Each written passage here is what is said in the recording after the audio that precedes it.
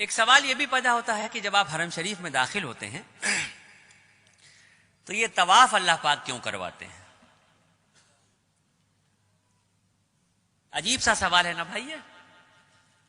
آپ اللہ کے مہمان بن کے گئے ہیں، آپ کی تو خاطرداری بٹھال کے کرانی چاہیے تھی، دستر لگنا چاہیے تھا. یہ اللہ پاک طواف کیوں کرا رہے ہیں اپنے گھر کا؟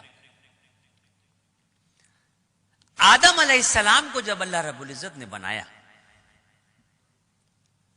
فرشتوں کو جب یہ حکم دیا کہ آدم کو سجدہ کرو، اللہ رب العزت نے آدم علیہ السلام کا اور فرشتوں کا ذہنی اعتبار سے مقابلہ کروایا، اور اس ذہنی اعتبار کے مقابلے میں آدم علیہ السلام کی جیت ہوئی، اور فرشتوں نے 7ویں آسمان پہ بیت المعمور کے نام سے اللہ کا ایک گھر ہے اس کا طواف کیا.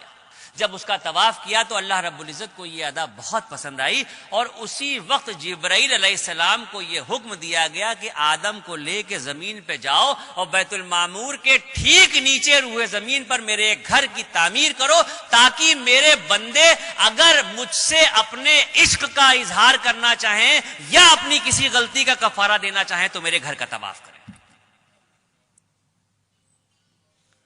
اگر مجھ سے اپنے عشق کا اظہار کرنا چاہیں یا اپنی کسی غلطی کا کفارہ دینا چاہیں تو میرے اس گھر کا طواف کریں.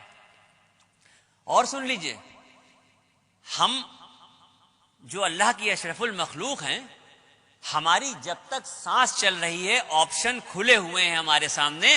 ہم زندگی میں جتنی بار چاہیں مکہ شریف جائیں، جتنی بار چاہیں حرم شریف جائیں، اور جتنا چاہیں اتنا طواف کریں. لیکن وہ جو بیت المعمور کے نام سے اللہ کا گھر ہے جس کے فرشتے صرف طواف کرتے ہیں، تو 70,000 فرشتے روز اس گھر کا طواف کرتے ہیں، اور ایک بار جو فرشتہ طواف کر رہا ہے قیامت تک اس کا دوبارہ نمبر نہیں آئے گا. اتنے فرشتے ہیں، اس درجہ طواف ہو رہا ہے کہ ایک بار جو طواف ہو رہا ہے وہ دوبارہ نہیں آئے گا. اب یہ جو زمین پہ خانہ کعبہ کی تعمیر ہوئی، تو اب تو ترقی ہو چکی ہے دنیا میں، ہر چیز آسان ہو گئی ہے.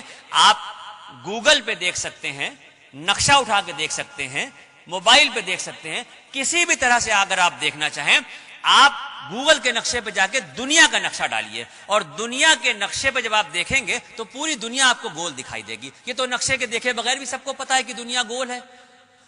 اس دنیا کے گول کے بیچ میں جو سینٹر ہے، بالکل انچوں سے ناپ لیجئے، ایک ایک سوت کے حساب سے ناپ لیجئے، پوری جو گول دنیا ہے اس کے بیچ کا جو سینٹر ہے، اس گول سینٹر پہ یہ کعبۃ اللہ کی تعمیر ہوئی ہے. اب یہاں پر بات ختم نہیں ہوتی.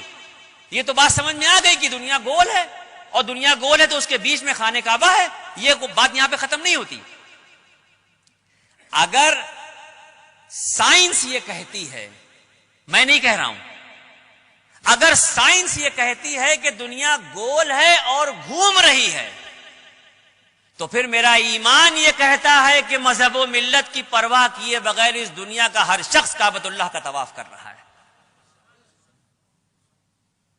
اگر سائنس یہ کہہ رہی ہے کہ دنیا گول ہے اور گھوم رہی ہے، تو پھر میرا ایمان یہ کہتا ہے کہ اس دنیا پہ مذہب و ملت کی پرواہ کیے بغیر کسی بھی مذہب کا شخص ہو، ہر شخص جانے میں یا انجانے میں کعبۃ اللہ کا طواف کر رہا ہے.